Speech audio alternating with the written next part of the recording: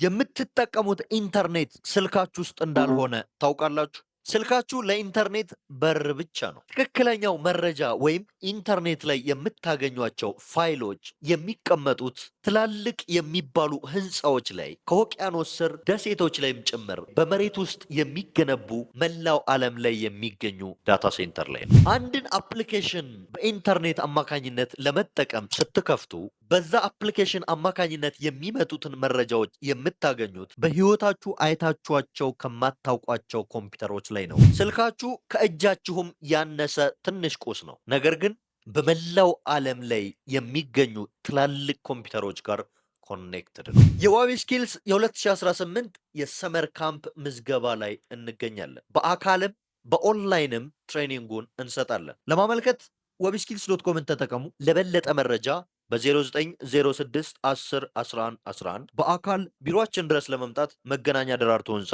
9ኛ ፎቅ